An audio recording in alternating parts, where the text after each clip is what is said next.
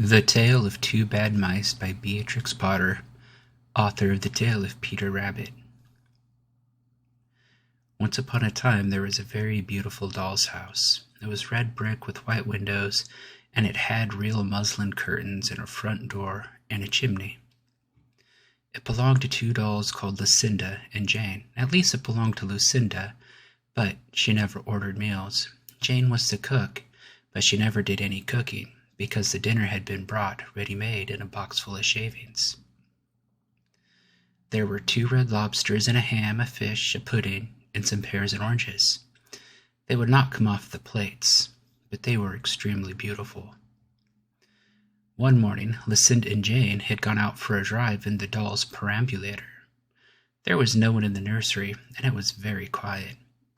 Presently, there was a little scuffling, scratching noise in a corner near the fireplace, where there was a hole under the skirting board.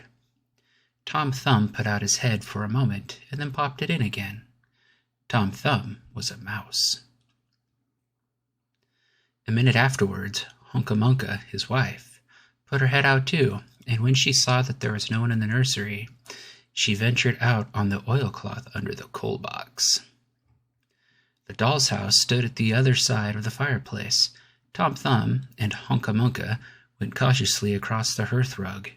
They pushed the front door. It was not fast. Tom Thumb and Hunca-Munca went upstairs and peeped into the dining room. Then they squeaked with joy. Such a lovely dinner was laid out upon the table. There were tin spoons and lead knives and forks and 2 dolly chairs, all so convenient. Tom Thumb set to work at once to carve the ham. It was a beautiful, shiny yellow, streaked with red. The knife crumpled up and hurt him. He put his finger in his mouth. "It's not boiled enough. It is hard. You have a try, Hunca-Munca." Hunca-Munca stood up in her chair and chopped at the ham with another lead knife. "It's as hard as the hams at the cheesemongers," said Hunca-Munca. The ham broke off the plate with a jerk and rolled under the table. "Let it alone," said Tom Thumb. "Give me some fish, Hunca-Munca." Hunca-Munca tried every tin spoon in turn. The fish was glued to the dish. Then Tom Thumb lost his temper.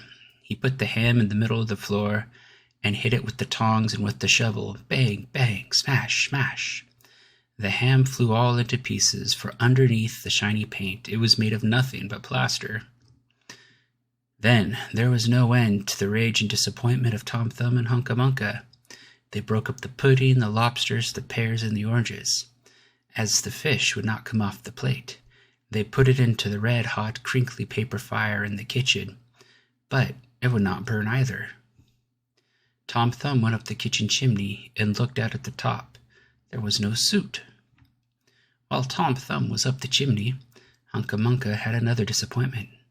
She found some tiny canisters upon the dresser, labeled rice, coffee, sago. But when she turned them upside down, there was nothing inside except some red and blue beads. Then those mice set to work to do all the mischief they could, especially Tom Thumb. He took Jane's clothes out of the chest of drawers in her bedroom, and he threw them out of the top floor window. But Hunca-Munca had a frugal mind. After pulling half the feathers out of Lucinda's bolster, she remembered that she herself was in want of a feather bed. When Tom Thumb's assistance, she carried the bolster downstairs and across the hearthrug. It was difficult to squeeze the bolster into the mouse hole, but they managed it somehow. Then Hunca-Munca went back and fetched a chair, a bookcase, a birdcage, and several small odds and ends. The bookcase and the birdcage refused to go into the mouse hole. Hunca-Munca left them behind, the coal box, and went to fetch a cradle. Hunca-Munca was just returning with another chair when suddenly there was a noise of talking outside upon the landing. The mice rushed back to their hole, and the dolls came into the nursery. Oh, what a sight met the eyes of Jane and Lucinda. Lucinda sat upon the upset kitchen stove and stared, and Jane leant against the kitchen dresser and smiled. But neither of them made any remark. The bookcase and the birdcage were rescued from under the coal box, but Hunca has got the cradle and some of Lucinda's clothes.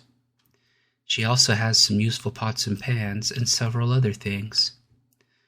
The little girl that the doll's house belonged to said, "I will get a doll dressed like a policeman."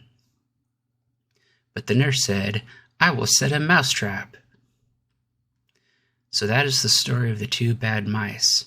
But they were not so very, very naughty after all, because Tom Thumb paid for everything he broke. He found a crooked sixpence under the hearth rug, and upon Christmas Eve he and Hunca stuffed it into one of the stockings of Lucinda and Jane. And very early every morning, before anybody is awake, Hunca comes with her dustpan and her broom to sweep the dolly's house. The end.